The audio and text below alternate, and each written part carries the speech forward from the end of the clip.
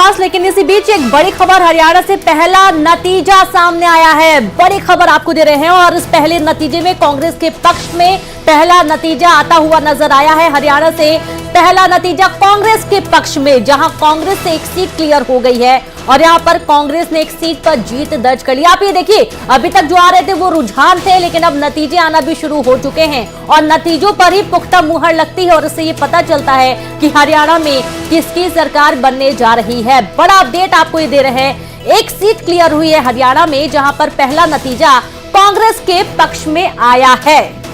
और इस पूरे लगातार रुझानों पर अब तक चर्चा हो रही थी दिनों, और अब परिणामों का सिलसिला भी शुरू हो चुका है और अब परिणाम जो होंगे वो स्पष्ट होंगे, जो बात होगी वो स्पष्ट बात होगी। अभी फिलहाल जो पहला पुख्ता नतीजा आया है वो कांग्रेस के पक्ष में आया। हालांकि कौन सी सीट है वो भी हम आपको बताएंगे अब से कुछ ही देर में।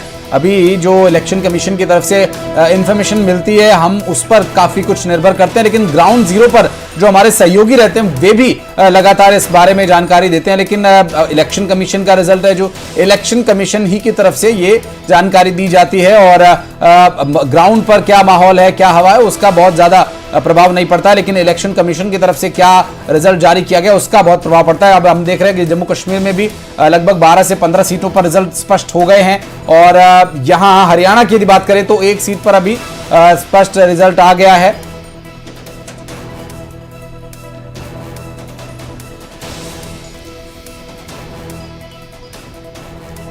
तो देखिए, आपको लगातार हम अपडेट देंगे, कौन सी सीट है ये भी स्पष्ट करेंगे। हालांकि अभी इलेक्शन कमीशन की तरफ से जैसे जैसे अपडेट्स आएंगे वो आपको बताएंगे। फिलहाल तो कांग्रेस के पक्ष में आशीष, सुबह से लगातार हम रुझान बता रहे थे, लेकिन ये पहला एक सीट का परिणाम है जो कांग्रेस के खाते में गया है, यानी कि खाता तो कांग्रेस का खुल चुका है। सीधे हमारे साथ जो गेस्ट है उनका रुख करेंगे, राजपाल जी जुड़े हुए हैं। राजपाल जी, आप हरियाणा में, जैसा कि मैंने पहले भी बोला था, अगर लगातार कांग्रेस बढ़त बनाती तो ये नहीं चौंकाता, क्योंकि कांग्रेस की लहर थी, ऐसा बोला जा रहा था। बीजेपी अच्छे खासे रुझानों में आगे बढ़ रही है, बहुमत से भी आगे। लेकिन हम जिक्र करेंगे जम्मू और कश्मीर का।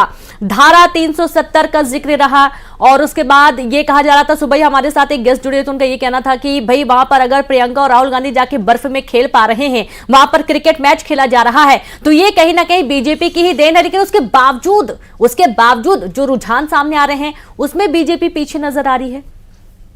देखिए, हरियाणा का जैसा आप कह रहे थे कि एंटी इनकम्बेंसी थी, वहां नहीं थी। बीजेपी सरकार की प्रो इनकम्बेंसी थी वहां, तो प्रचार जैसा किया जा रहा था, इस प्रकार से बताया जा रहा था और एक वातावरण बनाने का काम कांग्रेस हमारे विपक्षी लोग कर रहे थे।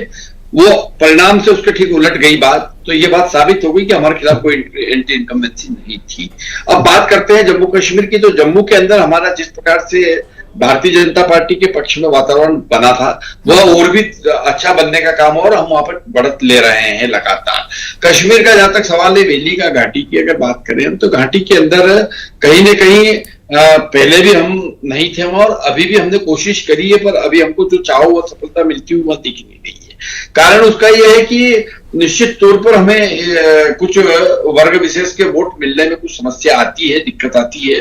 वैली के वो वोट हमें नहीं मिले जो 370 हटाने देने के विरोध में थे। निश्चित तौर पर धारा 370 हटाने के बाद में कश्मीर के अंदर जो अमन शांति का वातावरण बना है, जिस प्रकार से एक देश में 2 निशान 2 विधान नहीं चलेंगे की बात हुई है, एक निशान एक विधान के साथ में वहां काम हो रहा है, उसके परिणाम आएंगे पर उसमें थोड़ा समय लगने की संभावना है, उससे तो हम इनकार नहीं किया जा सकता। लेकिन रुझानों से तो साफ ये देखा जा रहा है कि वहां की जो जनता है वो इस बदलाव से खुश ज्यादा नहीं थी और यही कारण है कि जो रुझान है वो इस वक्त बीजेपी के पक्ष में भी नहीं है।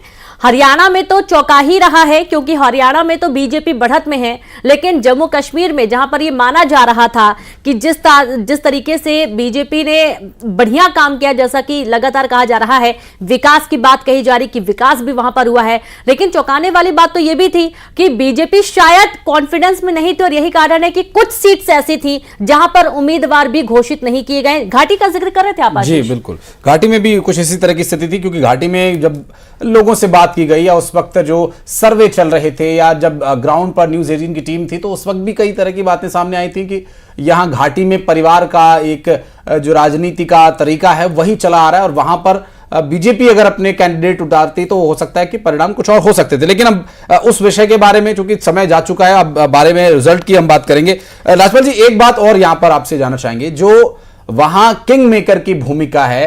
कांग्रेस या इंडिया गठबंधन के कई नेता बार बार राज्यपाल को वो जो 5 विधायक मनोनीत करने की शक्ति दी गई है उस पर सवाल उठा रहे हैं, क्योंकि कई उनके नेताओं ने तो यहां तक कह दिया कि बीजेपी जो लगभग 35 सीटें जीत की बात मानकर चल रही है और फिर 6 निर्दलीय वहां पर हैं, अगर वो 6 निर्दलीय जीतते हैं, 35 सीटें बीजेपी लाती है तो 5 सीटें तो राज्यपाल दे देंगे, सरकार तो बन जाएगी। देखिए तो क्या होगा मैं नहीं कह सकता हूं, किस प्रकार से होगा ये भी मैं नहीं कह सकता हूं। हमारा प्रयास है कि वहां पे हम अच्छे बहुमत के साथ में आए, उस दिशा में हमने लगातार प्रयास किया और आगे भी सरकार बनाने के लिए अगर कुछ प्रयास करना होगा तो हम राजनीतिक क्षेत्र में काम करने वाली पार्टी है, निश्चित तौर पर सरकार बने इस दिशा में हमारा नेतृत्व तो सोचेगा। पर मैं उस बारे में नहीं जाते हुए मैं जरूर कहना चाहता हूं कि जम्मू कश्मीर के अंदर भी हमने बेहतरी के लिए जो कर सकते थे वो करने का प्रयास किया है। जनता जो जनादेश देगी वो तो सिर माथे पे है, उसमें कोई दिक्कत नहीं है, वो हम स्वीकार करेंगे। पर हमने जनता की बेहतरी के लिए क्या कर सकते थे वो जम्मू कश्मीर में करने का काम किया है। जम्मू कश्मीर के विकास के लिए मोदी सरकार, भारतीय जनता पार्टी पूर्णतः संकल्पित है, आगे भी वो करने का काम हम करेंगे, उसमें कतई कोताही नहीं होगी। परिणाम जो आना है वो आए, पर जम्मू कश्मीर और विशेष करके लद्दाख वाला क्षेत्र जो है यह भारत का मोर मुकुट है और मुकुट हमारा वो जो है वो चमकता रहे पूरे विश्व में, उसको चमकाने के लिए जो भी करना पड़ेगा वो सब हमारी सरकार करेगी। कश्मीर वाला विषय जो है, जम्मू कश्मीर वाला विषय है, धारा 370 वाला विषय है, ये भारतीय जनता पार्टी के स्थापना के समय का मूल विचार है, मूल संकल्प है और इस संकल्प पे हमने काम करने का काम किया है। जहां एक तरफ श्री राम मंदिर के निर्माण का मूल संकल्प था, वहीं दूसरी तरफ 370 धारा हटाने का मूल संकल्प है। कश्मीर की समस्या का समाधान करने का विषय है, उसकी तरफ हम काम करते रहेंगे। जनता परिणाम जो देना है देती रहे।